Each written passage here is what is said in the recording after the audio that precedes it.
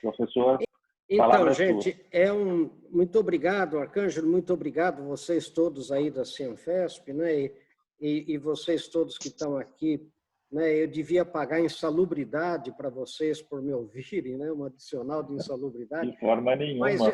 o que eu quero tentar mostrar para vocês é o que principalmente os investidores externos, o mundo externo está vendo no Brasil, né? Porque nós, bom, como no mundo inteiro, nós temos uma imprensa que localmente ela é muito negativa, né? Isso é no mundo inteiro. Eu, por profissão, deixa eu explicar bem a vocês, né? Como eu trabalho muito com esse negócio de investidor externo, eu sou obrigado a ler diariamente os jornais locais desses países que eu digo que são aqueles que competem conosco. Eu leio, obviamente, pela internet, né? E então o que eu quero mostrar é que comparativamente com esses países, as vantagens comparativas do Brasil, segundo os próprios investidores e bancos de investimento, fundos de investimento, né, tanto da Europa como do Japão, como dos Estados Unidos, as vantagens comparativas, isso que é importante a gente frisar, são muito robustas. Então, eu quero mostrar, vou pedir licença a vocês, de mostrar alguns dados, uns slides aqui, de compartilhar a tela, para tentar fundamentar o que eles dizem e o que eu acredito. Então, vamos lá, gente, eu vou dividir a tela aqui com vocês. Olha lá. Vocês estão vendo aí, né, gente? Estão vendo aí? Sim, estamos vendo sim, professor. Perfeito. Ok, né? Então tá aqui, né? Vamos começar aqui, né? Meu agradecimento ao Cianfesp, né? E o que eu queria, fiz até um fundo aqui em homenagem a você. Estou vendo. Estou vendo aqui. Mas é o seguinte, gente, só para vocês terem uma ideia, hoje o mundo é dividido em dois grandes blocos, né? É uma das maneiras de a gente dividir o mundo, né? Mercados emergentes e mercados maduros, né? Mercado maduro é aquele mercado em que o aumento do consumo é equivalente ao incremento vegetativo da população, né? Se a população daquela região, daquele país cresce, o consumo aumenta. Se a população não aumentar, o consumo não cresce, porque quem habita essas regiões, esses países, já está consumindo quase no seu limite máximo, né? Então, só por curiosidade, o consumo de biscoitos na Inglaterra, que é um dos maiores consumidores de biscoito per capita, está estagnado há mais de 28 anos, há quase 30 anos. Né? O mercado de macarrão na Itália está estagnado. Né? Por que ele está estagnado há muitos anos? Porque a população não cresce. A Itália, para ter uma ideia, é um dos países que tem o menor crescimento demográfico hoje do mundo ocidental. E assim por diante. Né? O consumo de cerveja nos Estados Unidos cresceu 5% acumulado nos últimos 15 anos, para terem uma ideia. Então, e a previsão é que vai crescer só 5% em cervejas especiais importadas, aquelas Stout Guinness, né? E das microbreweries, né, das microcervejarias, porque as 4 grandes marcas americanas, Budweiser, Coors e Stroh Miller, segundo elas, vão perder mais de 10% do mercado nos próximos anos. Então, esses mercados maduros, quais são? Deixa eu mostrar aqui para vocês. Né? Eles são, deixa eu voltar aqui, eles são os Estados Unidos da América do Norte, que são os maiores, né, que eu estou falando, a Europa tradicional, Alemanha, França, Itália, Inglaterra e mais o Japão. Notem que nesses mercados maduros é onde estão as empresas maduras investidoras. Né? Toda empresa que a gente conhece investidora de longo prazo, investidora em indústria, hein? Né? Ou são americanas, né? Ou são europeias, né? BASF, Bayer, Mercedes, etc., né, Renault, essas empresas, ou inglesas, por exemplo, como muita indústria química, ou são japonesas, como Toyota, etc. Essas empresas em mercados maduros que não crescem precisam desesperadamente de mercados emergentes, né? Mercado emergente é aquele mercado em que que é o contrário, o aumento do consumo ele é maior que o crescimento vegetativo da população, que desde 2003, numa análise feita pelo Goldman Sachs, pelo Jim O'Neill, se fala em Brasil, Rússia, Índia e China, né, os BRIC. Daí se colocou o oeste aqui da África do Sul, né, numa homenagem ao continente africano, mas que hoje, para terem uma ideia, né, quase não tem expressão. Só para vocês terem uma ideia, daqui a 40 anos, o país mais populoso do mundo vai ser a Índia, em segundo lugar a China, em terceiro lugar a Nigéria.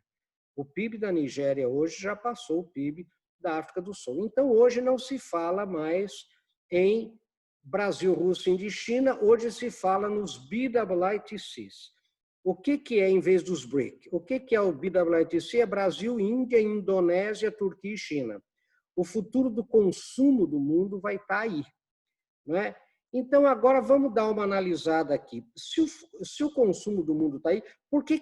Deixa eu só explicar para vocês por que a Rússia perdeu importância, né? Porque 93% da Rússia é petróleo e gás, não é? A Rússia sempre foi muito importante, ou antes a União Soviética, porque a Europa sempre dependeu da energia russa. Se vocês forem nas empresas aqui da Alemanha, por exemplo, Basf, Bayer, etc., vocês vão ver gasodutos diretos, né, vindos da Sibéria.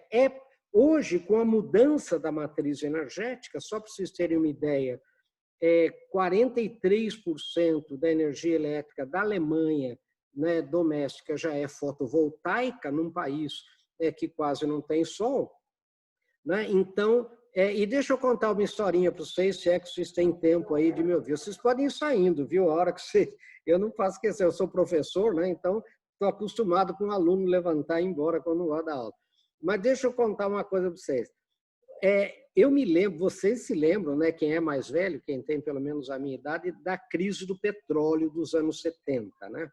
Na crise do petróleo foi criada a OPEP, né? A Organização dos Países Exportadores de Petróleo, e o presidente da OPEP era um sheik da Arábia Saudita, um homem até muito bem apessoado, e todo mundo queria subir da OPEP o preço do petróleo, como de fato aconteceu. E ele queria baixar. E ele foi voto vencido, ficou muito irritado, e ele disse, eu assisti isso, né? E quase ninguém prestou muita atenção, ele disse o seguinte: olha, gente, a idade da pedra acabou e não foi por falta de pedra. Não é? Nós começamos a subir o preço do petróleo, nós estamos empurrando o mundo a descobrir fontes alternativas de energia e nós vamos ficar sentados em cima de um mar de petróleo sem saber o que fazer. Não é? Então, a Rússia perde importância. Só para vocês terem uma ideia, é por isso que a Ucrânia é tão importante, porque é o hub dos gasodutos, né, que vão para a Europa. Por isso que a Ucrânia, todo mundo só fala da Ucrânia. Então, gente, hoje vamos dar uma olhada nos BWITCs, né? Primeiro vamos ver a Índia, né?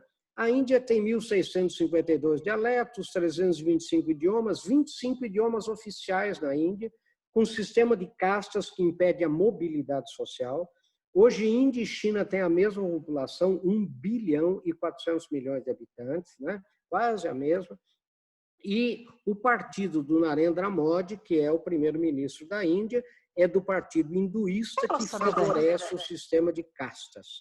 O sistema de casta impede a mobilidade social. Se você nasce na casta dos Dalit, né, dos untouchables, dos intocáveis, você está muito limitado na ascensão social. Para ter uma ideia, vis-à-vis ao Brasil, né, 82% da elite brasileira, elite é quem ganha mais de 20 salários mínimos, né, uma das classificações, 82% o pai era pobre, ganhava de 1 a 3, né, só 18% da elite veio da elite. Então, um país com grande mobilidade social são os Estados Unidos da América do Norte, conhecido, né, e o Brasil.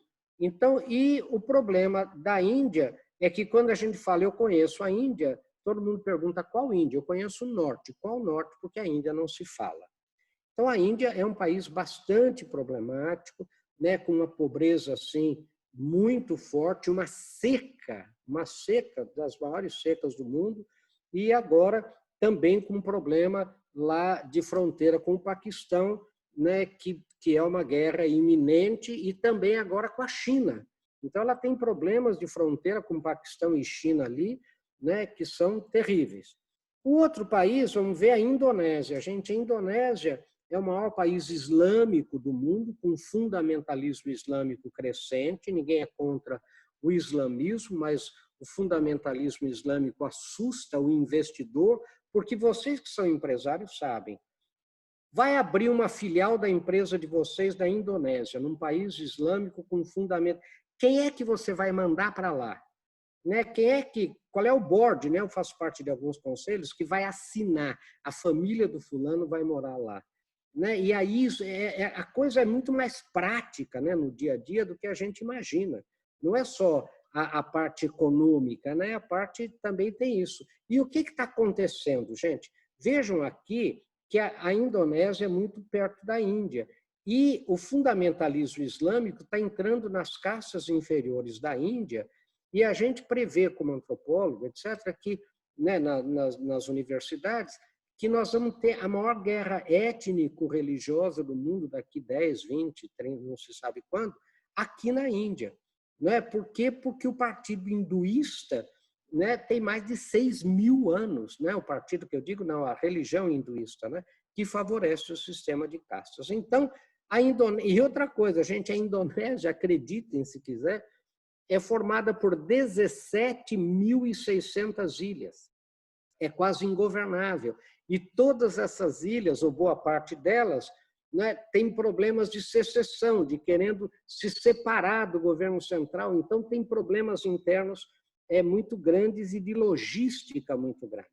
Daí vem quem? A Turquia. Né? Vamos lá nos BWITC, Brasil, Índia, Indonésia, Turquia e China. A Turquia é um país esquizofrênico. Por quê, gente? Porque é um país muçulmano, não é? Mas desde Ataturk ele separa a religião do Estado. E como vejam aqui, é muito perto da Europa, a Turquia quer entrar para a União Europeia já fez vários convites à Turquia, não é? E então os muçulmanos, né, radicais consideram os turcos muçulmanos infiéis. Deixa eu explicar isso para entender um pouco, e por isso que a Turquia nunca tem paz, por isso que a Turquia é complexa. Porque quando o profeta Maomé morre, ele não tinha descendentes diretos.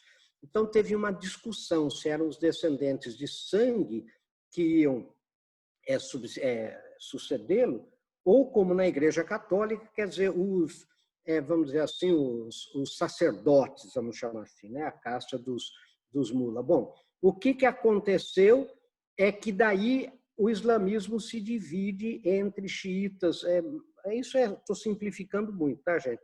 Entre xiitas e sunitas, né? Suni significa os ditos tradição, então é o Alcorão, mais os ditos e feitos do profeta, e os xiitas, que Xia é a lei, é mais o Alcorão mesmo, né?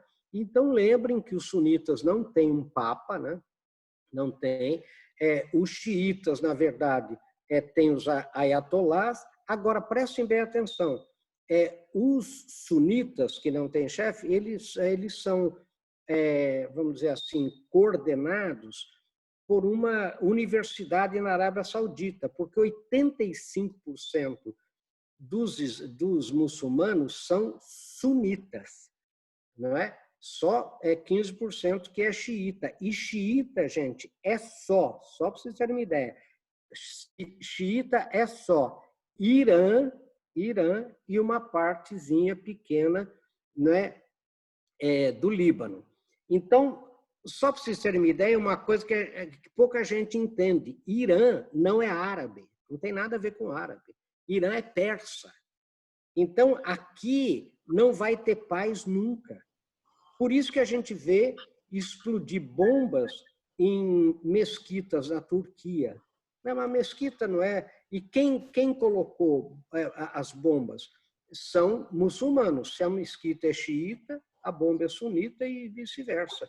Então, é um país muito difícil e agora numa crise econômica muito forte. Então, qual é a pergunta que o mundo investidor faz? E daí vem a China, né? A China, o que aconteceu com a China, gente? Agora, na pandemia, todo mundo acordou para a China, né? Ver o que a China fez, gente. Já há alguns anos a gente vem estudando isso. Ela, por uma decisão geopolítica, porque a China não é brincadeira, só para vocês terem uma ideia, eu sou formado em História, né? Estudei paleografia, que é estudo das escritas antigas, né? E o professor me deu uma vez um texto dos sumérios e deu um texto dos antigos árabes da região, né? Só para vocês terem uma ideia, o que esses textos diziam? Nós negociamos com qualquer povo do mundo, menos com chineses que não são confiáveis. Quer dizer, vocês imaginem, né? Então, o que a China fez, né? A China, ela destruiu, ou esse foi o programa geopolítico dela, as indústrias sensíveis do Ocidente. Quais são as principais indústrias sensíveis do Ocidente? A indústria têxtil, né? Vestuário, etc. A indústria calçadista, e a indústria de eletroeletrônicos e uma parte da indústria química. O que nós vimos agora, na pandemia, e a China sabia, gente, que um dia o Ocidente ia acordar para essa realidade.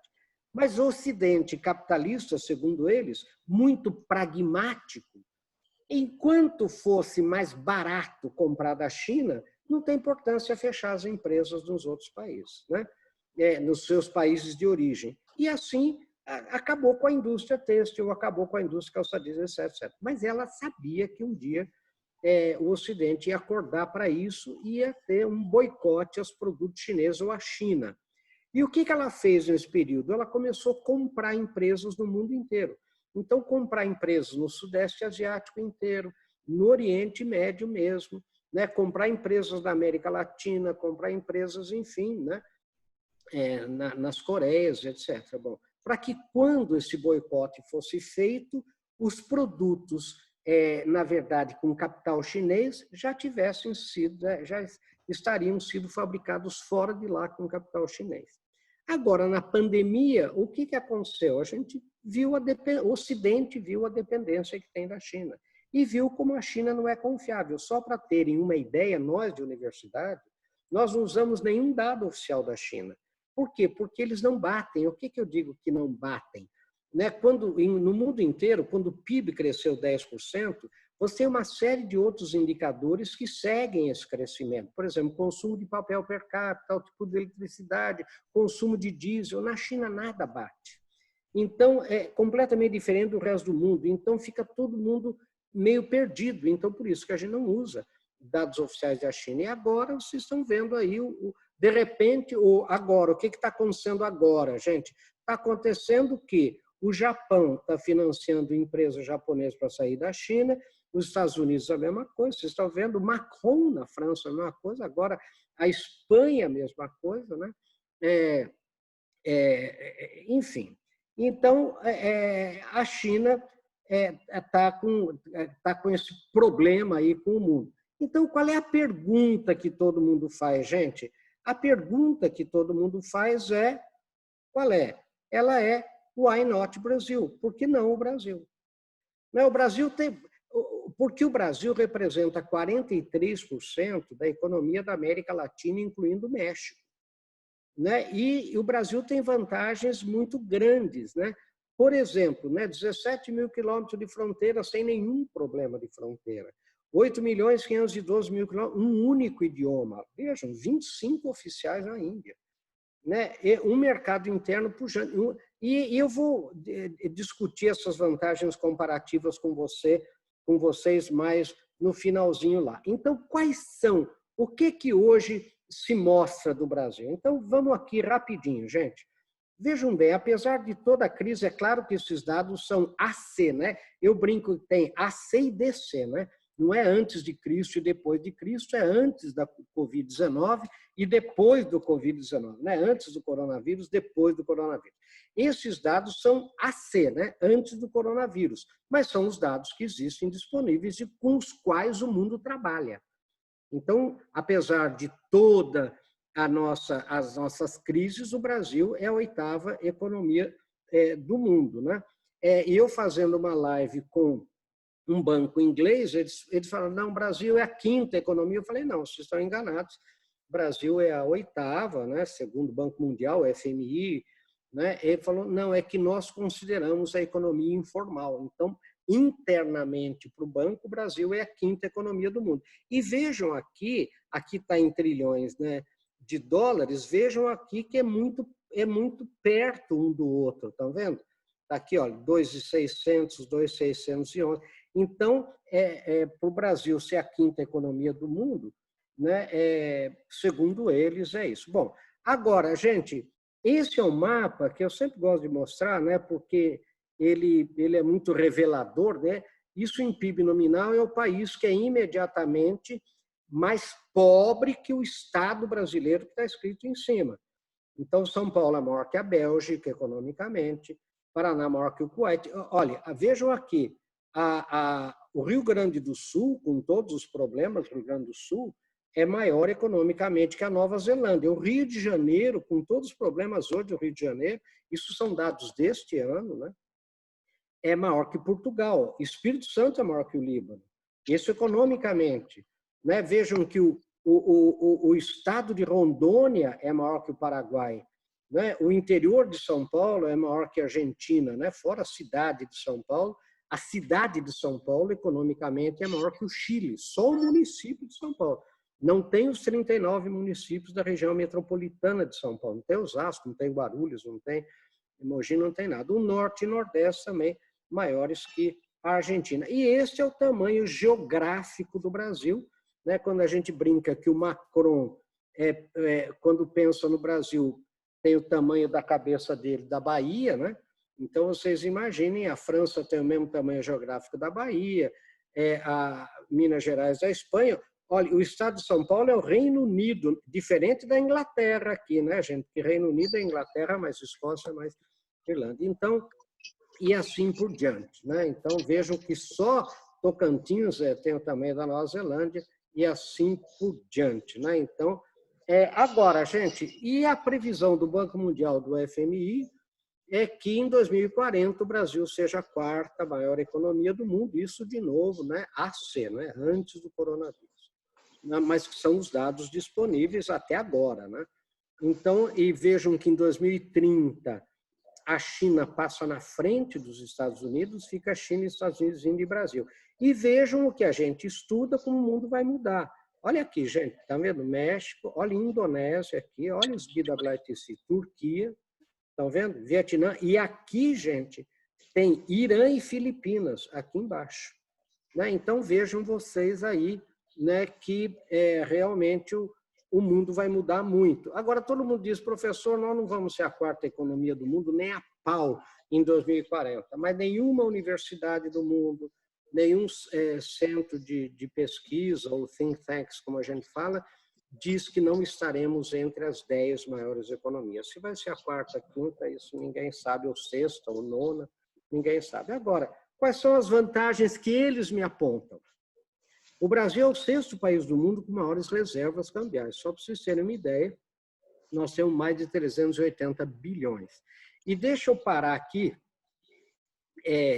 de compartilhar só para contar uma história para vocês. Eu estava assistindo uma palestra de um economista argentino para economistas argentinos, dizendo, gente, vamos baixar a bola, porque só as reservas internacionais do Brasil, hoje perto de 400 bilhões de dólares, compram a Argentina inteira.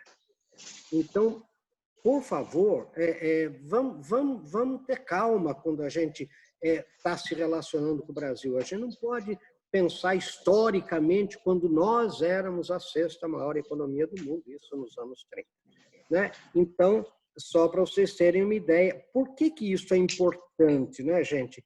Isso daqui é importante, né, porque evita uma especulação contra o real, né? E é por isso também que o Paulo Guedes não quer, né, mexer nas reservas cambiais. Então, vejam aqui, olha, estão vendo a Alemanha, o Brasil é sexto, a Alemanha é 14º, a França 16º, a Itália 18º, o próprio Estados Unidos 19º, que não conta. Olha o Reino Unido 21º, ou seja, o Brasil está muito bem posicionado. Isso dá uma segurança muito grande para o investidor. Qual é a outra coisa? É a matriz energética nossa, né, que é incomparavelmente mais limpa, né, do que do resto do mundo.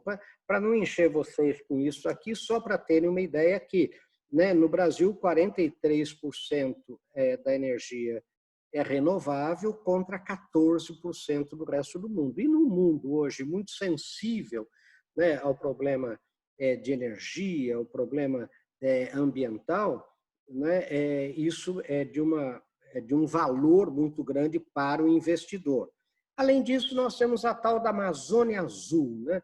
Porque antes o mar territorial e a plataforma continental de um país, ele tinha como fundamento a defesa do território. Hoje não mais, né? Hoje é fonte de riqueza por causa de pesquisa em águas profundas, minérios, petróleo e toda essa coisa. Por que a Marinha chama de Amazônia Azul? Deixa eu mostrar aqui para vocês. A Amazônia legal do Brasil representa 62% do território brasileiro, com 12% da população, né? E a Amazônia Azul, a plataforma continental e o mar territorial brasileiro representam 60% do território brasileiro, por isso que se chama de Amazônia Azul, né? E hoje isso é tido principalmente com aquicultura, né, na produção de alimentos. E o Brasil, nesta área aqui, gente, tem 8 mil quilômetros de praia com 40 portos ativos, né, para exportação e tudo mais. E as multinacionais estão trazendo para o Brasil, e são dados bastante recentes, né, 120 bilhões em empréstimos para as filiais. Então, vou passar rapidinho, né?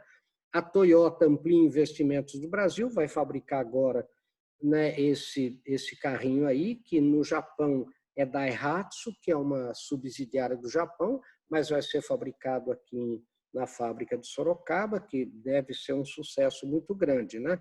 A Volkswagen continua firme, né, eu vi a semana passada, né, nos investimentos na criação do New Urban, que é um carro brasileiro, né, história desenvolvido no Brasil e fabriquei aqui. Na Nestlé investindo em $500 milhão, a Scania confirmando os investimentos, o Santander também, né, o grupo russo, no Acron, 5 bilhões de dólares, a Yara, norueguesa, no agronegócio também 5 bilhões, né, e vejam agora, né, isso já é 24 de junho, né, o Senado aprovou o marco regulatório do saneamento básico, só para terem uma ideia, não é? O que isso significa, né? Significa que até 2033, né, as metas de universalização, né, com cobertura de 99% de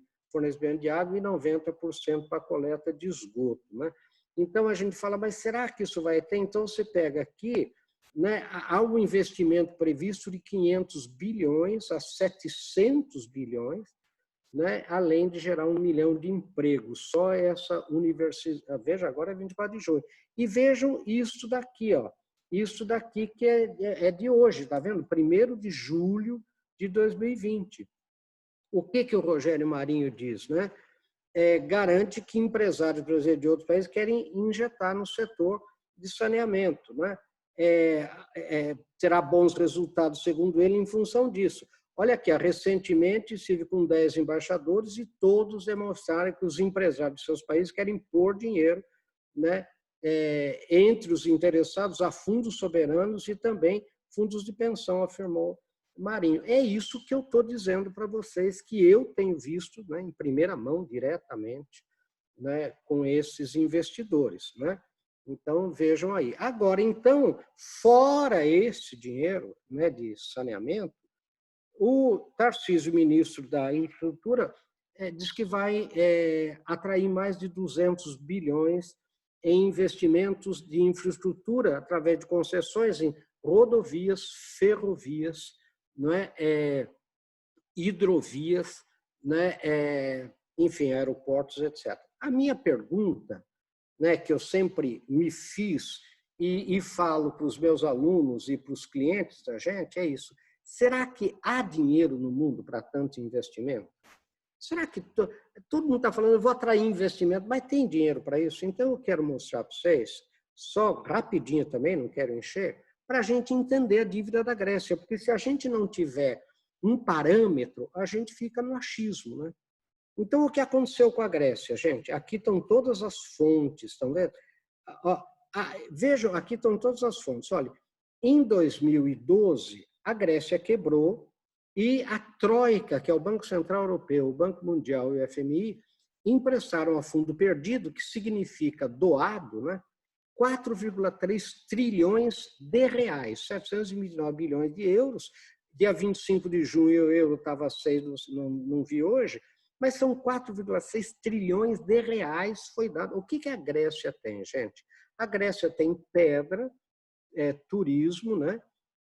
História, né? E azeite, né? Só que de 40% a 60% do azeite grego é espanhol invasado na Grécia, segundo, né, os dados que a gente tem. Então, a Grécia... Agora, resolveu o problema da Grécia? Não.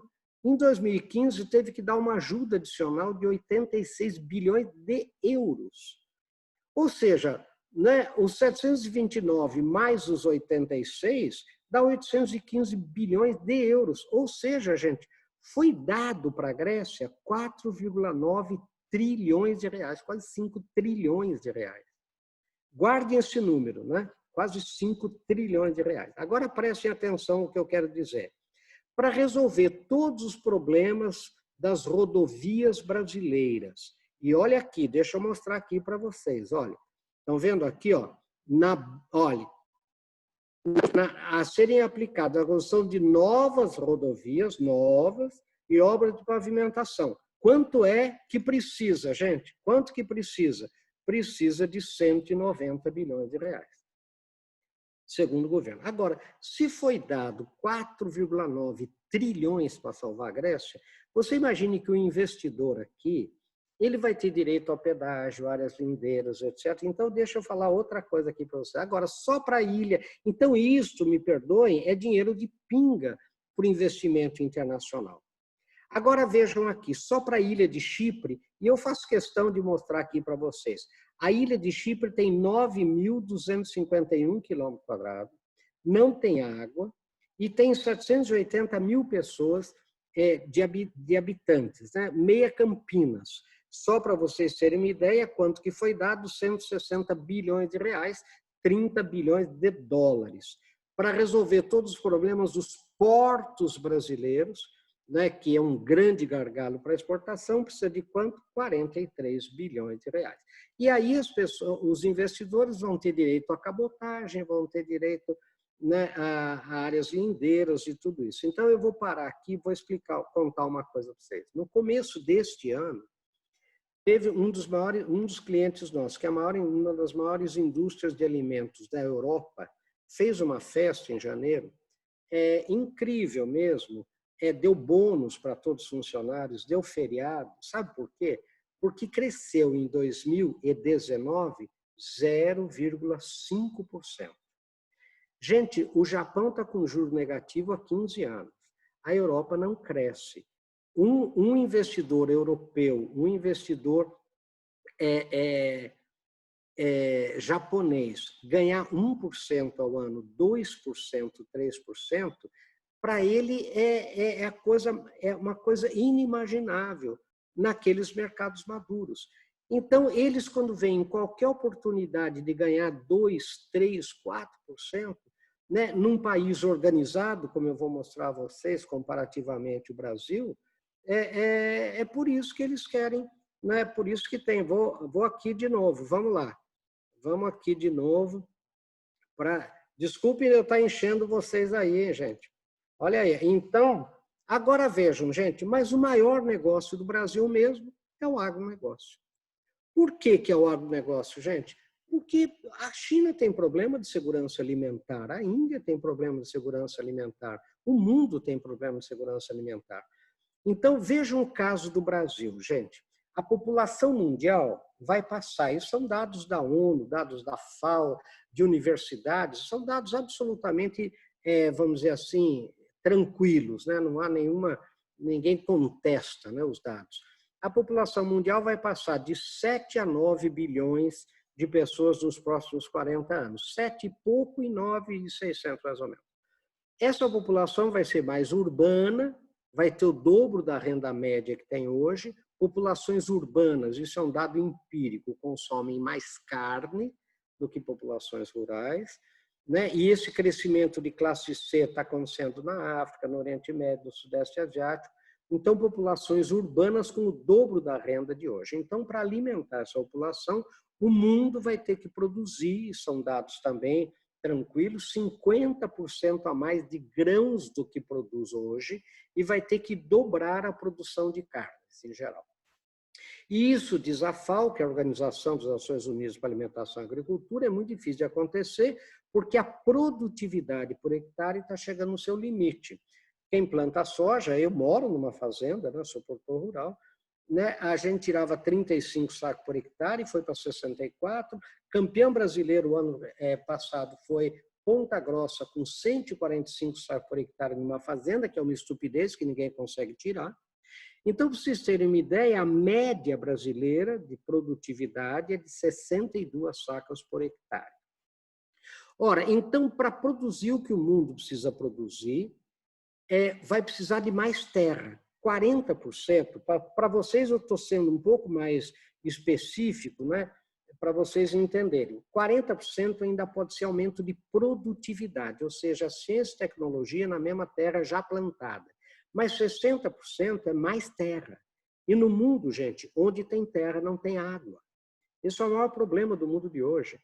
Então, para vocês terem uma ideia, o Brasil tem 400 milhões de hectares de terras agriculturáveis. Isso o Brasil dizia, a Embrapa dizia, né? A FAO dizia, e todo mundo duvidava, até que a NASA publicou isso, né? E quando a NASA publica, pacifica todo mundo, né? E dos 400 milhões de hectares, só utiliza 64, que foi o que usou na safra de 2020 agora. E isso de acordo com a legislação brasileira, não invade APA, não invade Amazônia, não invade APP, não invade área protegida. E a legislação brasileira é a mais restritiva do mundo, gente. Para vocês terem uma ideia, na área da Amazônia legal, a área de proteção é 80%. Você compra 100 hectares, pode usar só 20. E na área aqui da Mata Atlântica é 20%. Você compra 100 hectares, pode usar só 80. Nenhum país do mundo tem isso, né? Nos Estados Unidos há uma recomendação de 5% sem fiscalização, na Europa não há. Então, então o Brasil tem mais terra agriculturável, gente, que os Estados Unidos e a Rússia juntos. Então, o que a ONU diz, né, o que a FAO diz, terra o Brasil tem, ficou faltando água.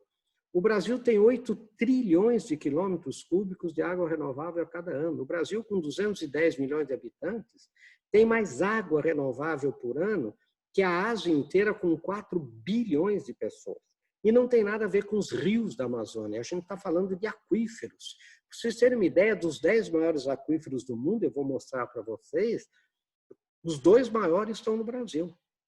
Então, num seminário da FAO, o que se disse? Brazil is cursed. I curse you em inglês, eu rogo uma praga em você. Está praguejado a ser o produtor de alimentos do mundo nos próximos 40 anos. Queiramos ou não, gostemos ou não. Não é? E a África, professora, a África tem uma coisa que se chama de African Curse, ou seja, a praga africana, que terra e água não ocorrem no mesmo lugar, e pelos problemas geopolíticos, tribais, etc., da África, é muito complicada, é considerada a África o continente da segunda metade do século 22. Né? Então, vamos voltar aqui para vocês verem. Então, o maior negócio é realmente nosso, o agronegócio. Né?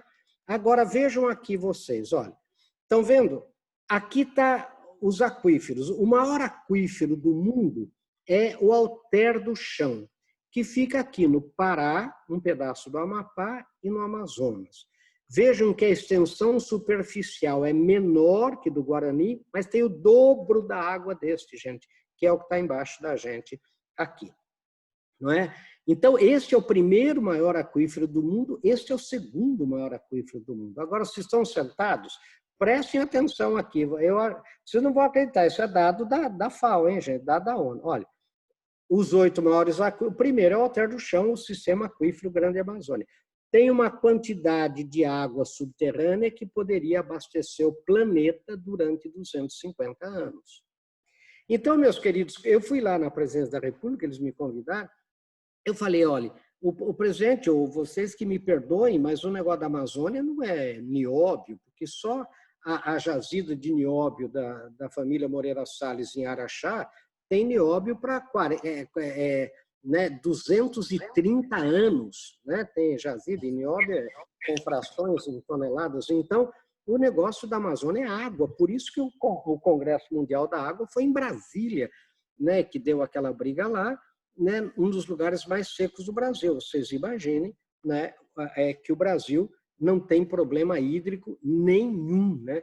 Então, vejam aí, o segundo é o Guarani está localizado, né? Brasil, Argentina, Uruguai e Paraguai. O terceiro é o Arenito Núbia. Vejam onde, gente, Líbia, Egito, Chad e Sudão. Lugares dificílimos, né? E depois o outro também na África do Sul. E com isso tudo, gente, o Brasil dá um show no agronegócio. Nós vamos ser o maior exportador e produtor e exportador de soja este ano. Né? Etanol, o que vai acontecer, gente? A China, né? A Rússia e os Estados Unidos vão ter que colocar, e a Índia também, colocar etanol no seu combustível. Já tem programa de colocar 15% de etanol. Vocês imaginem isso numa China, a China com 1 bilhão e 400 bilhões, a Índia também. Então, não há o que segure a produção. Está aqui, olha. É só isso. Essa é uma das maiores revistas, né, de biocombustíveis do mundo. Né? O uso do crescimento global de etanol vai crescer dramaticamente. Né? E deixa eu falar agora uma coisa aqui para vocês. Pelo amor de Deus, vocês que são industriais, é preciso entender. O agro, gente, é mais urbano que rural, pelo amor de Deus. O agro é mais urbano que rural. Sabe, a gente fica achando que quem mora nas cidades, né? O Arcângelo lá em Araraquara, eu aqui em Sorocaba, então acho que nós vamos ter que mudar para Rondônia, vamos ter que mudar para o Mato Grosso, porque agora é lá. Gente, o agro é mais urbano que rural. Eu tenho falado isso há anos, pouca gente entende. Então, deixa eu mostrar aqui para vocês, para verem se eu estou falando alguma mentira. Gente, vejam aqui, ó. Olha, onde estão? Olha, vejam aqui. As fábricas, os tratores, máquinas agrícolas, implementos, caminhonetes, caminhões defensivos, não é? Toda a área, né, que transporta são fabricados onde? Sorocaba, Piracicaba, Caxias, Indaiatuba. Aqui são as cidades onde tem fábricas. Veja Pompeia lá com a Jacto, né? São Paulo, São Bernardo e outras cidades do Brasil. Né? As fábricas, por exemplo, gente, de defensivos, né? Todas elas, de adubos, todas elas são dando emprego.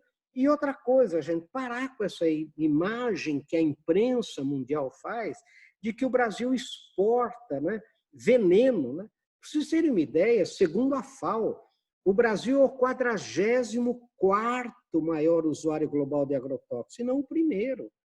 Não é? Daí o sujeito falou para mim assim, professor, mas o Brasil compra muito mais agrotóxico do que Portugal. Eu falei, gente, Portugal tem 160 quilômetros de largura e uma safra só. Quer dizer, então, umas comparações absolutamente idiotas. Olha aqui, e olha esse dado. Esse é o dado científico. O critério de consumo pela produção, o Brasil está em 58º lugar. 0,1 kg por tonelada de produto agrícola, à frente de países como Portugal e Itália. Então, o desespero da União Europeia com relação ao Brasil e mesmo dos Estados Unidos é que, só para vocês terem uma ideia, toda a área plantável, agriculturável nos Estados Unidos já está destinada, não tem mais nada, entendeu? E só tem uma safra. E no Brasil, e olha aqui, ó, veja se é verdade, o Brasil exporta os produtos a 160 países por ano, então não vai ter. E outra coisa, nós produzimos 3 safras por ano, enquanto a Europa e os Estados Unidos só conseguem uma safra por ano. Então, é por isso que a gente é imbatível mesmo, gerando emprego. Então, os nossos competidores mundiais se sentem ameaçados pela nossa competência no agronegócio e lançam a todo tempo campanhas, né, de desinformação para tentar barrar o nosso desenvolvimento. Então, a gente tem que procurar. Então, cuidado para não ser enganado por mentiras, né, meias-verdades aí, que todo mundo gosta. Então, para sumarizar essas vantagens comparativas e poder permitir que vocês, pelo menos, jantem hoje, né? Olha lá, gente. Vamos lá. Quais são? Primeiro, no mundo intolerante, né, no mundo cheio de guerras étnico-religiosas, nós temos um estoque genético riquíssimo que estimula a adaptação e a tolerância. Nós temos a maior população de alemães fora da Alemanha, japoneses fora do Japão, italianos fora da Itália.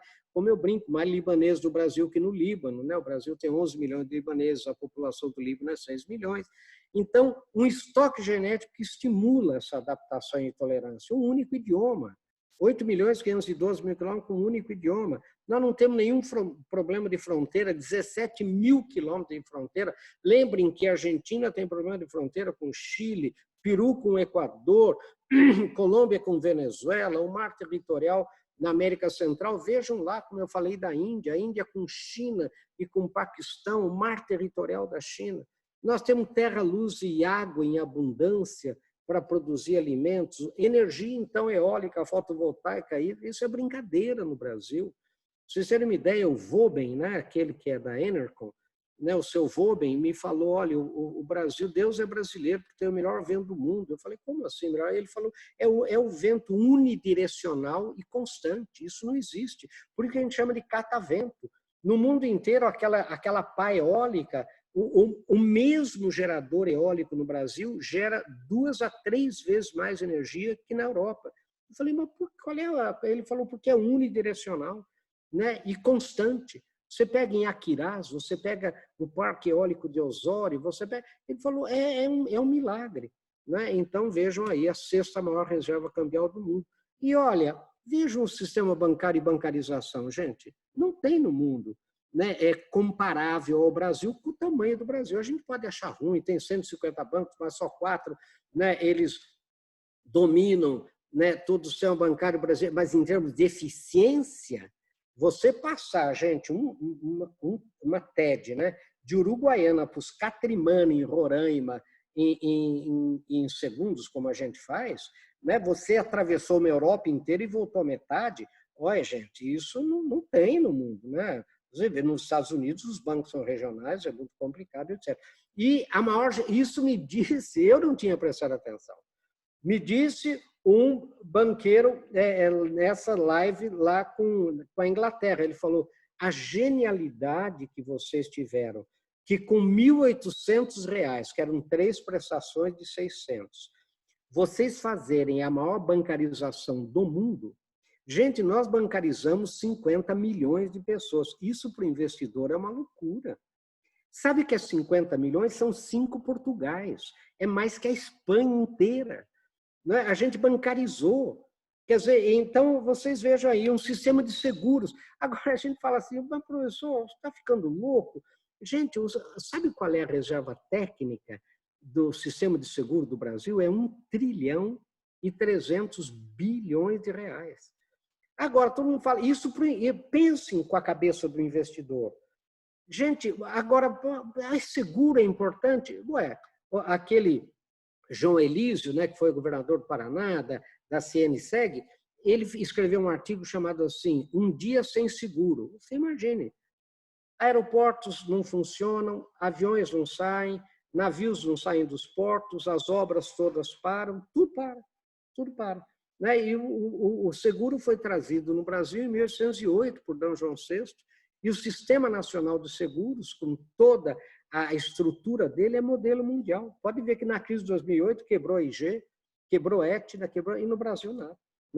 Sistema de consórcio, sabe quanto consórcio É o sistema de consórcio, gente, de casa, de carro. Vocês sabem quanto foi o ano passado, 2019? 27 bilhões de reais. E por que isso é importante? Porque ele não é endividamento do sistema bancário. Entendeu? Se você, por exemplo, deve, você tem a indústria de vocês têm 20 caminhões que vocês já receberam pelo consórcio, já receberam, portanto, são devedores. Se você entrar no Sisbacen, você não tem dívida nenhuma. A sua dívida não é para o sistema bancário, né? A sua dívida é para aquele grupo. Então, é por isso que empresa jurídica, né, tem que olhar com cuidado o sistema de consórcio. Cuidado que eu digo positivo, né, com mais cuidado. Por quê? Porque não entra como dívida. Não é? Porque você não está devendo para o sistema financeiro nacional, você está devendo, né, para aquele grupo administrado por uma empresa. Não é? E o principal, que é o ius soli, né? Isso só antropólogo que é capaz de encher vocês com essa história. Deixa eu explicar para vocês o que é ius soli. Né? Em 1822, quando o Brasil é independente, não tinha brasileiro, né? Não tinha brasileiro. Né? Só tinha portugueses aqui, estrangeiros e índios. E Dom Pedro, né, declara, graças à esposa dele, a rainha austríaca, né, que se dizia brasileira, ela não se dizia portuguesa, não se dizia austríaca, né, ela se dizia eu sou brasileira, que é uma coisa, era inédito na época, era até meio motivo de gozação. Né?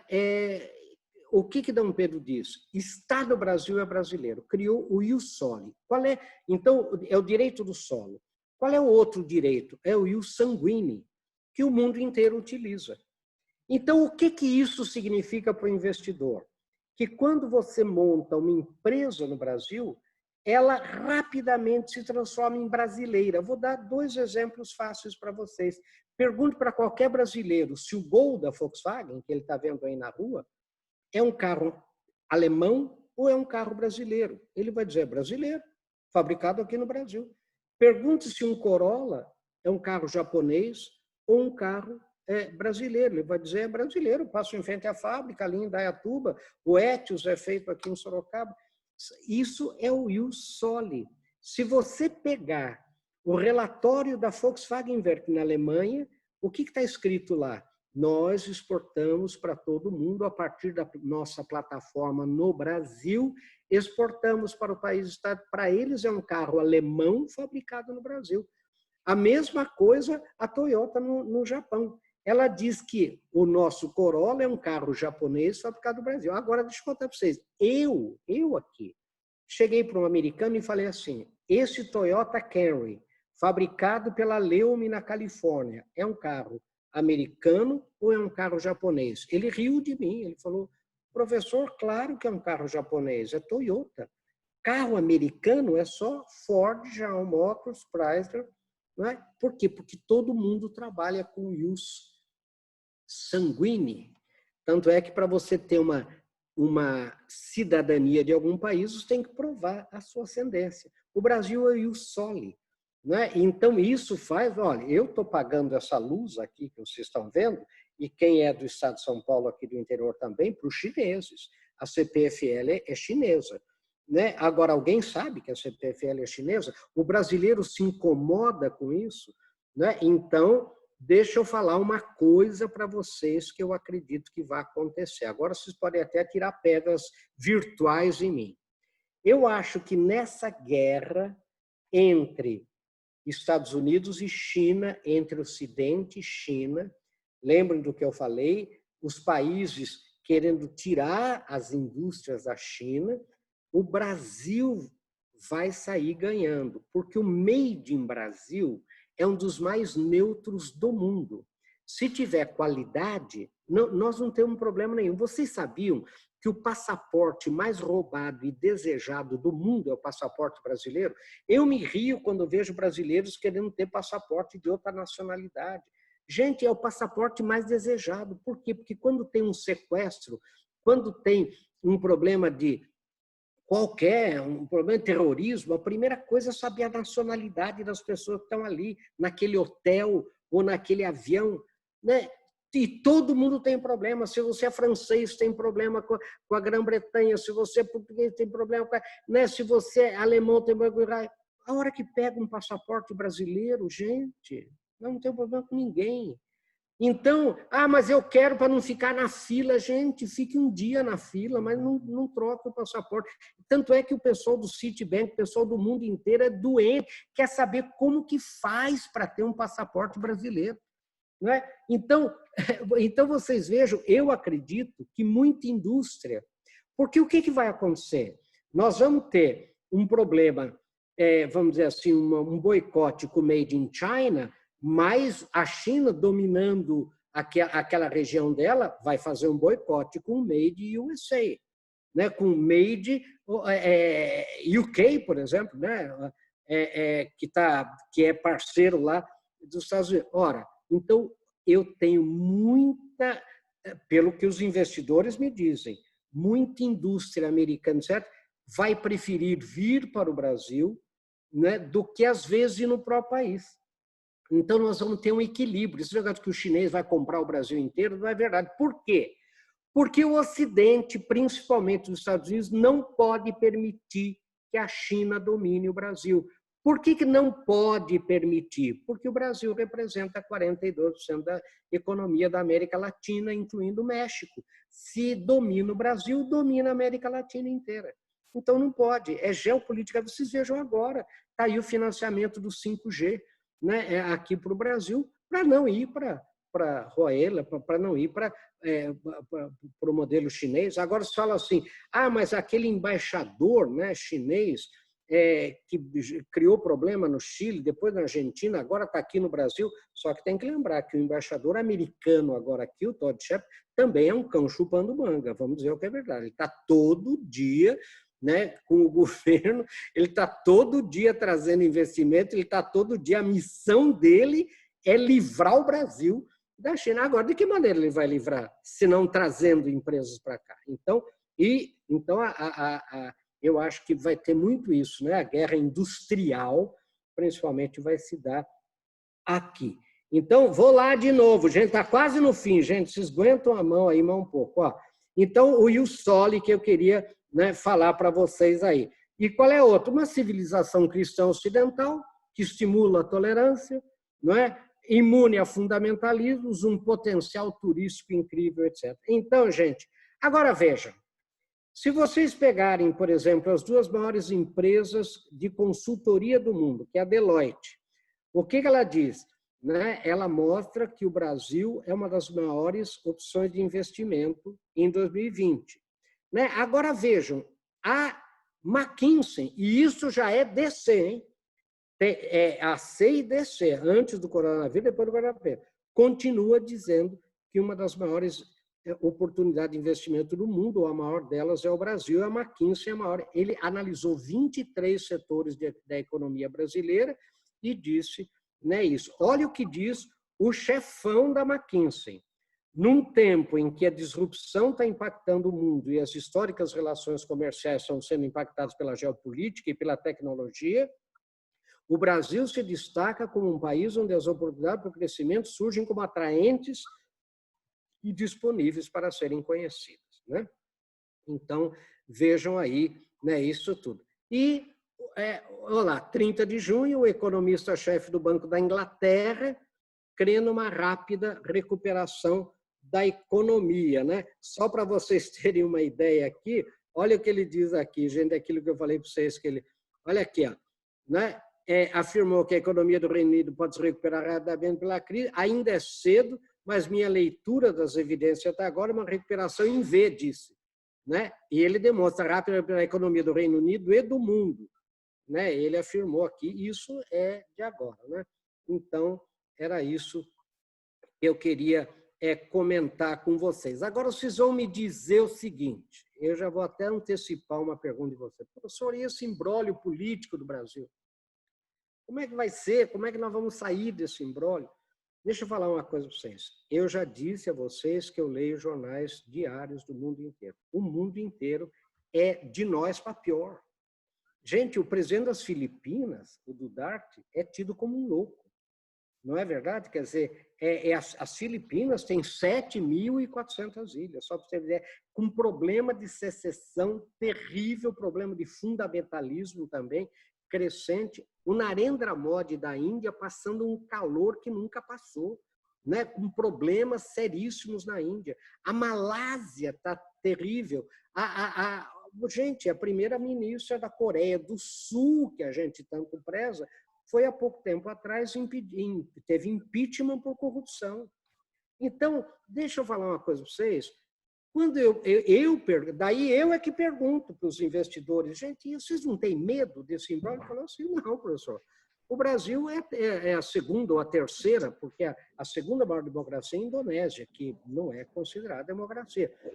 É a segunda maior democracia do mundo, os sistemas, vamos dizer, as instituições estão funcionando. O que está acontecendo no Brasil, segundo eles, é uma guerra de narrativas, a narrativa da esquerda, a narrativa da direita, e aí essa coisa toda, esse pandemônio, junto com a pandemia, né, que nós estamos tendo. Mas isso não assusta eles nem um pouco. E fala assim, mas e a violência física, por exemplo, não sei quantos, mas isso também não assusta, porque esse pessoal vem para o Brasil.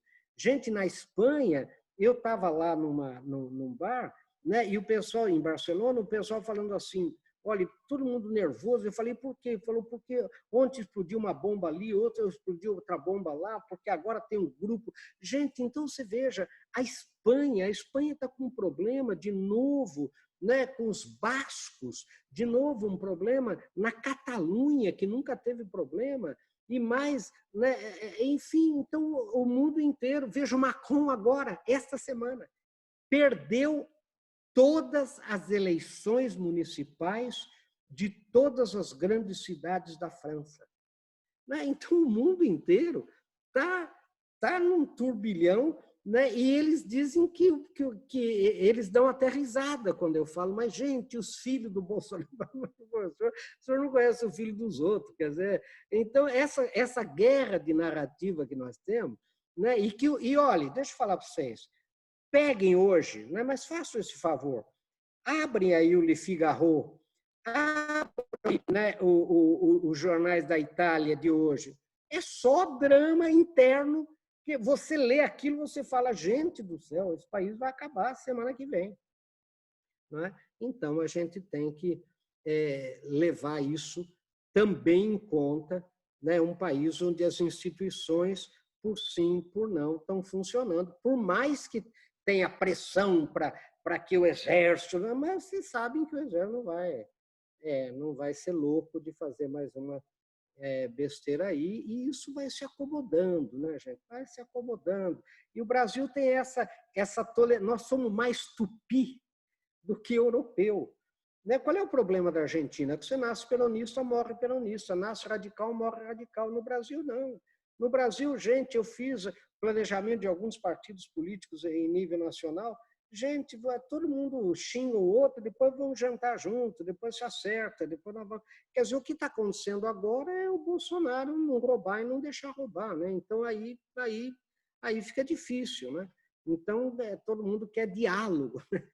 O tal do diálogo, ele não dialoga, né? Ele não é negociante, aí é um problema, né? Ele não negocia, nós queremos negociar, né? Eu me lembro de um argentino que falava me gusta la negociación, né? Quer dizer, eu queria negociar, né? E ele pode ser tudo, né? Pode cair sem nenhum juízo de valor, mas negociante ele não é, né?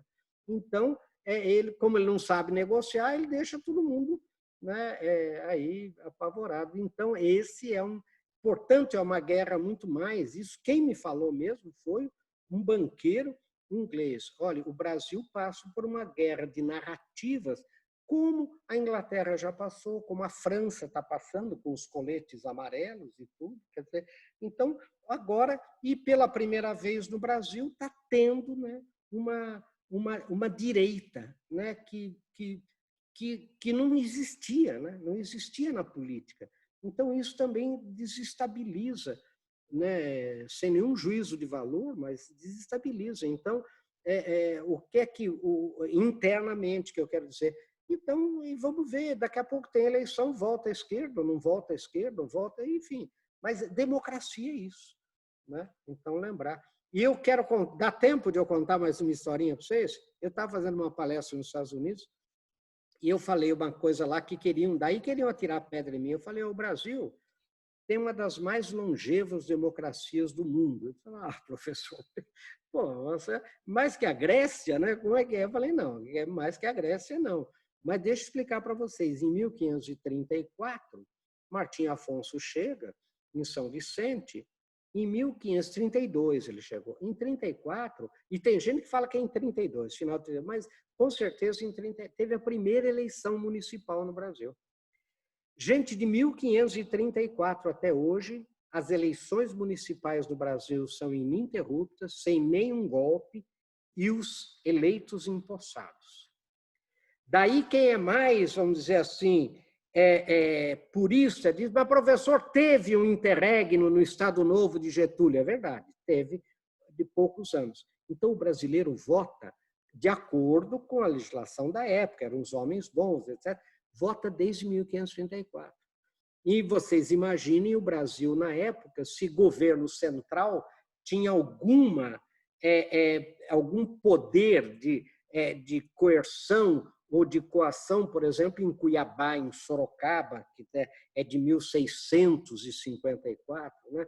Então, vocês imaginem se do Rio de Janeiro tinha como comandar, né, tudo isso. E outra coisa que eu queria explicar para vocês, e aí eu prometo que eu termino e estou pronto a responder perguntas. Olha, todo mundo fala, professor, o Brasil é uma desgraça, veja os Estados Unidos, veja... Gente, quando o Brasil é descoberto, de repente, a partir dos governos gerais, capitanias hereditárias, se descobre a riqueza do Brasil, até pelos índios tupi. Né?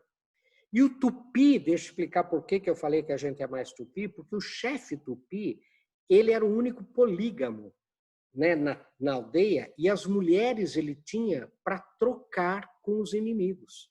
Né? Por isso que João Ramalho tinha 35, né, esposas índias. Não é verdade? E é o fundador de São Paulo. Né? E aí por diante. Bom, mas então essa negociação... Agora, prestem atenção, a riqueza do Brasil era tão grande em mineral, ouro, prata, né, outros minérios, porque eu estou olhando aqui para o Morro de Ipanema, que é aqui em frente à minha fazenda. Né? O Morro de Ipanema foi descoberto minério de ferro aqui em 1534. Então, ora, Afonso Sardinho Velho. Ou seja, né, isso é desde o começo. Como Portugal era muito pequeno e não tinha como investir, Portugal decreta a lei do segredo. O que é a lei do segredo? Proíbe escolas do Brasil, proíbe máquinas de imprimir, daquelas de Gutenberg, de tipos móveis, né? Proíbe tudo no Brasil, né? Que pudesse. E quem escreveu a história do Brasil foi o reino. Né? Quem escreveu foi Portugal. Tanto é que o pai da história do Brasil, que é o Visconde de Porto Seguro, que é o Francisco Adolfo, que nasceu aqui em Ipanema, né? O pai dele era administrador da fábrica de ferro. Ele, para escrever a história do Brasil, ele é pai porque foi a primeira história do Brasil com base em documentos. Foi onde? Na Europa, né? Na Torre do Tombo. Foi porque aqui não tinha nada. Gente, quando a família real chega, agora eu vou chegar onde eu quero chegar para vocês. Em 1808, 99,5% da população brasileira era analfabeta. 99%. De 1500 a 1808. Então, para vocês terem uma ideia, em 1800 o Brasil era mais rico que os Estados Unidos e os americanos tinham uma população de 75% de alfabetizados. Aí vocês vão entender o nosso atraso. A primeira universidade das Américas é a Universidade São Marcos, do Peru. Para vocês terem uma ideia, ela é do século XVI, 1540. A primeira universidade do Brasil, universidade, eu já explico, é a USP, 1934. Ah, professor, teve a Escola de Direito de Pernambuco e de São Paulo, 1824, teve a Escola de Medicina da Bahia, é verdade, mas universidade foi a USP a primeira. Meu pai, gente, é formado na primeira turma da Universidade de São Paulo inteira, que é uma turma de educação física. Ele era colega de classe da Maria Lenk, aquela nadadora famosa. Ora, então, está aí explicado, o Brasil é um milagre. E de 1880 a 1980, o Brasil foi o país que mais cresceu economicamente no mundo, né? E por isso que o Paulo Guedes fala em voltar ao crescimento. E o mundo conhece a história, né? Então, a gente precisa entender. Agora, fala assim, professor, Portugal fez essa sacanagem com a gente, só que qual é o outro lado? Manteve um território, não é verdade? Um território de 8.512.000 quilômetros falando português. Agora eu pergunto, e a América Espanhola? O que aconteceu com a América Espanhola? Quantos países se transformaram a América Espanhola do México até o Uruguai? Não é verdade? Quer dizer, então populações mais letradas, elas eram mais separatistas, elas queriam... Não, nós tudo... Por isso, deixa eu falar para vocês, que o fiado no Brasil, né? Porque não tinha nada escrito. Só para vocês entenderem, a abolição da escravatura no Brasil demorou tanto, porque o escravo era a garantia do empréstimo, né? O Arcângelo emprestava um dinheiro para mim, a garantia que eu dava não tinha papel, era o escravo, porque ele falava, era o meu escravo. E ele sabia que ele era a garantia do Arcângelo. Quando foi proclamada a abolição da escravatura, todas as garantias do Brasil desapareceram. Leiam, aqui, ó. Eu queria pedir a vocês que leiam esse livro, História da Riqueza no Brasil, de Jorge Caldeira. Gente, é o primeiro livro de história, não é, baseado em antropologia e econometria. Não é? O primeiro livro. Nós vamos até fazer uma clínica de gestão aqui sobre ele, etc. Muito bem.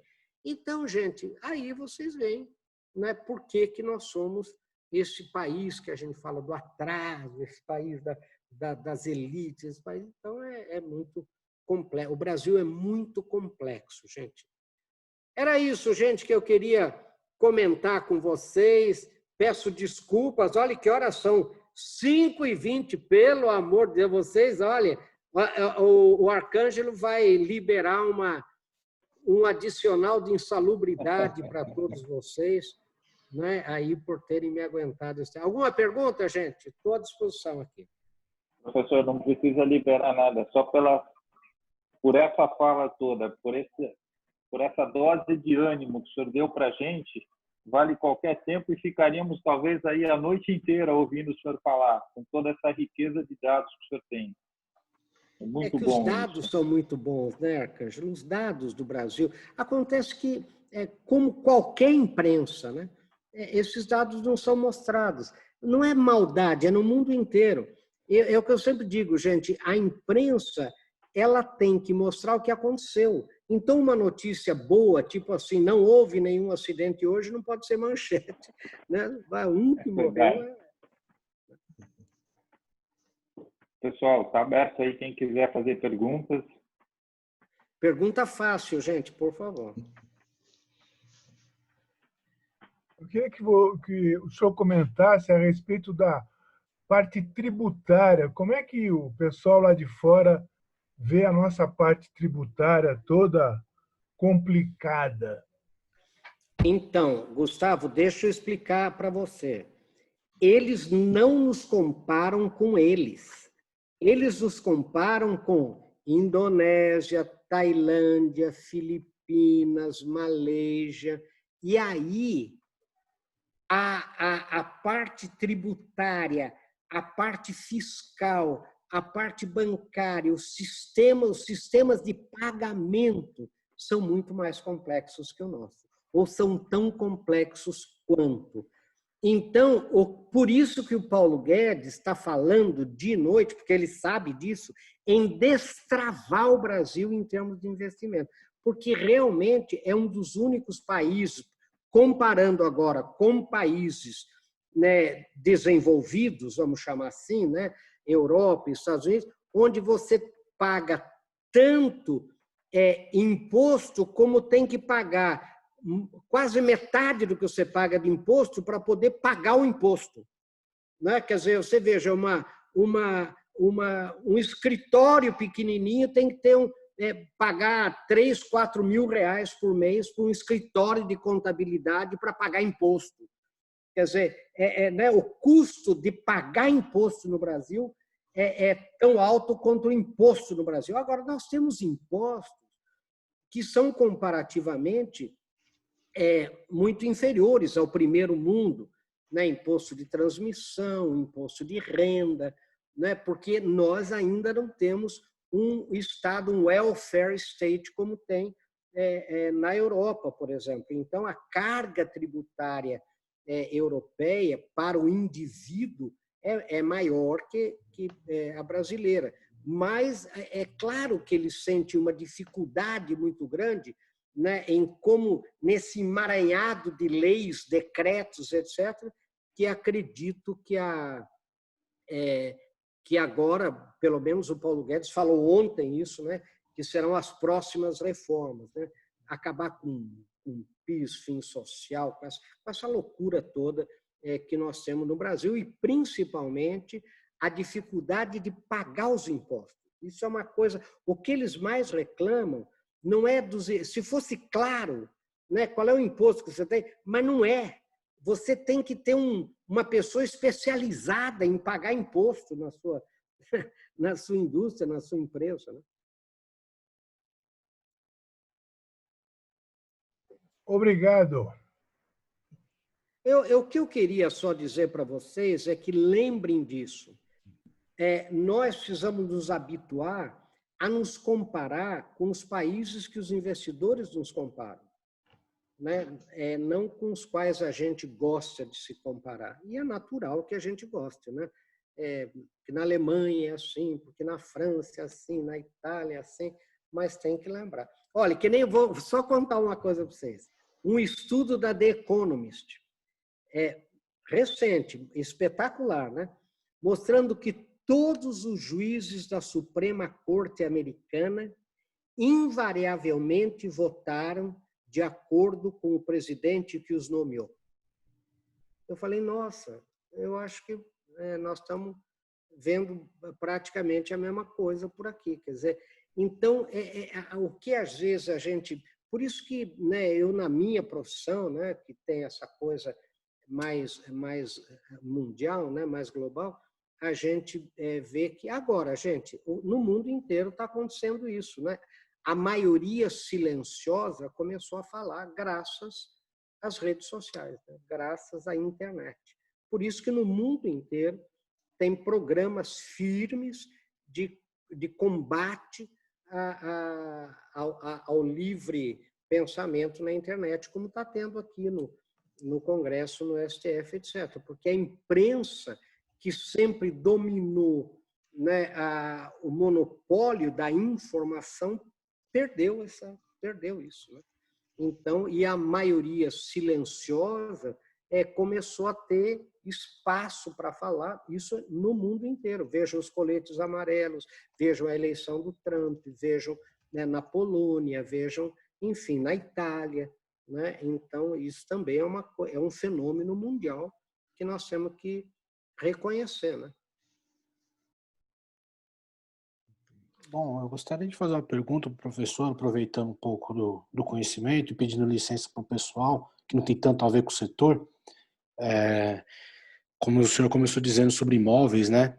O senhor acredita que esse aumento do home office, essa estabilização de o pessoal trabalhando de casa, tem uma diminuição da demanda por escritórios comerciais, esses corredores como BN, Avenida Paulista, entre outros, tem uma mudança nesse sentido e se enxerga alguma oportunidade para esses espaços? Então, o que o pessoal da área imobiliária me disse, porque essa pergunta que você fez, Edgar, foi feita por um dos participantes dessa história toda, né, dessa área toda. O que eles dizem é o seguinte: nós vamos ter um rearranjo grande, né, porque o que está acontecendo? Antes, no AC, antes do coronavírus, o próprio funcionário não queria trabalhar muito em casa, porque quem não é visto não é lembrado, daí eu não estou lá, não me vem, eu acabo não sendo promovido. Nós estávamos numa época em que as pessoas tinham medo de tirar férias, né? Porque volta de férias não acha mesa mais ali, né?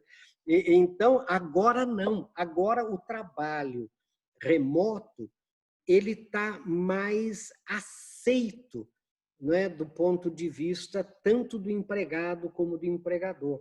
Então, esses espaços todos, né, como da Berrini, como esses espaços de grandes escritórios, vamos ver o que a criatividade vai gerar aí, né?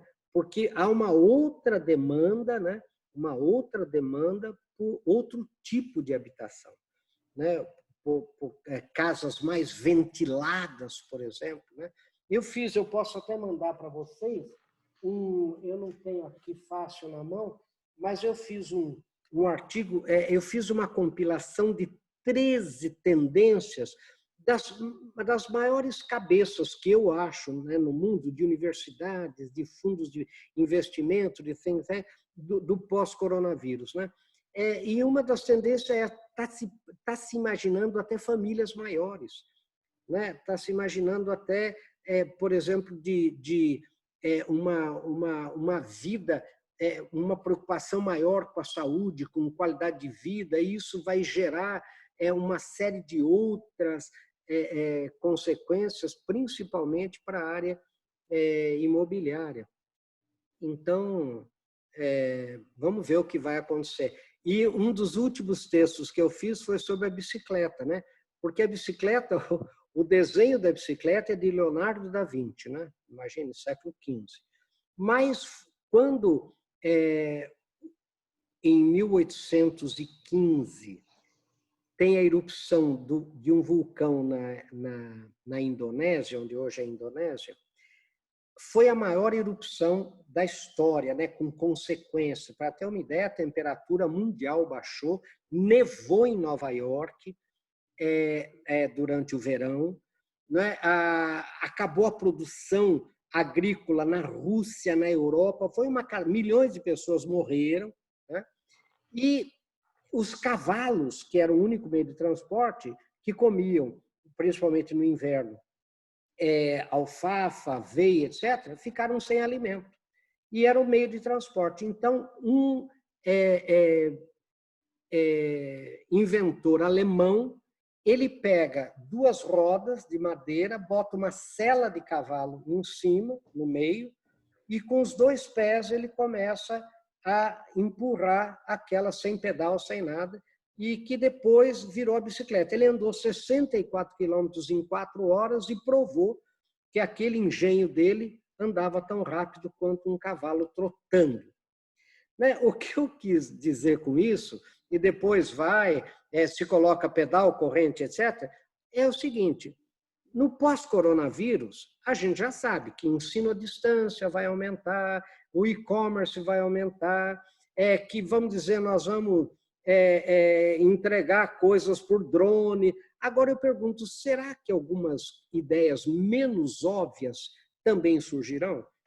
Porque se a gente lembrar que a bicicleta surgiu em função da erupção de um vulcão, que foi uma das maiores crises do mundo, o que poderá surgir?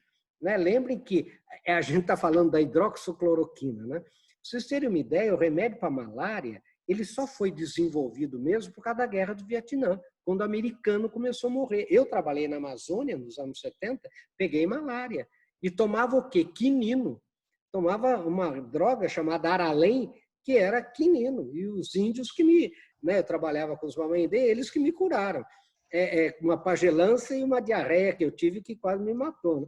Né? Fui na beira do rio, fiquei 3 dias ali, de cócora, né? Não podia nem levantar, achei que ia morrer e no fim sarei da malária. Quer dizer, então a cloroquina, né, e a hidrox foi desenvolvida quando? A partir da guerra do Vietnã, a partir da Segunda Guerra, quando o povo começa a morrer de malária. Então as grandes crises geram a penicilina, gente, é do final dos anos 40 do século passado, ou seja, no período da guerra, primeira guerra de 14 a 18, a segunda de 39 a 45, gera uma necessidade de penicilina, porque vocês imaginem aquelas operações no teatro de guerra, etc., né, sem nenhum antibiótico. Então, vamos ver o que vai surgir, Edgar, vamos torcer. Vamos pensar aí, vocês do Cianfesp, botem aí tratos à bola para ver se imaginam alguma panela diferente, alguns metais diferentes, algumas coisas diferentes. Agora, uma coisa eu acredito que vai acontecer, o sistema construtivo no Brasil vai ter uma mudança grande. Acredito que dificilmente vai continuar sendo tijolo em cima, aquele jeitão antigo que quase não existe mais no mundo inteiro, gerando resíduos, aquela coisa. Tá bom, gente? Professor, o Cianfesp, ele, como um sindicato que representa aí alguns setores ligados à construção e utilidades domésticas, o senhor tem qual mensagem que poderíamos deixar para as empresas no final? Apesar de ser 1h30 de otimismo, como o senhor colocou, né? Não, mas eu acho que não porque há uma diferença entre otimismo e entusiasmo, né? Exato. Entusiasmo é você acreditar na capacidade de fazer as coisas acontecerem, né? Exato. Otimismo é muito reativo, né?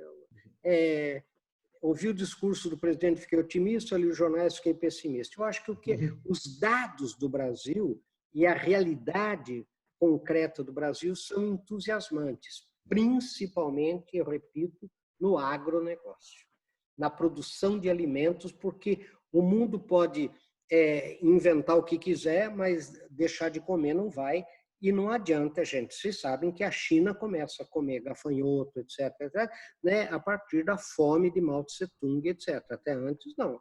Até antes, se lembra que comida chinesa era muito gostosa até, né? Ninguém comia barata, gafanhoto, morcego, etc. Foi a grande fome, né, da Revolução Cultural do Mao Tse-tung. Então, que o povo começou a comer o que tinha para comer, né? E daí começa essa história toda. Então, alimentar o mundo, né, é uma coisa que o Brasil vai fazer. E eu acredito que... Eu fico bobo, desculpem eu falar essa coisa para vocês, com a abrangência do Cianfesp. Quer dizer, raramente você pega um sindicato que tem uma abrangência tão grande, né? Então, eu acho que vocês vão poder se beneficiar desse crescimento em V, né? Por que fala em V, gente? Porque ele cai e depois ele cresce e não cai mais. O outro crescimento é em L, né? Quer dizer, ele cai e continua caído. O outro é em W, cai, vai, volta. Então, e os dados mesmo da economia brasileira este ano, né, já estão, para você ter uma ideia, olha, só para vocês saberem, gente, o consumo de energia neste mês de junho só está 4% menor do que junho do ano passado. Né? Isso é um dado interessante, né, de a gente entender que não está tudo assim tão parado como a gente imagina, né? Então, eu acho que o Cianfesp, com toda a gama de indústrias que vocês reúnem, que eu acho incrível, né?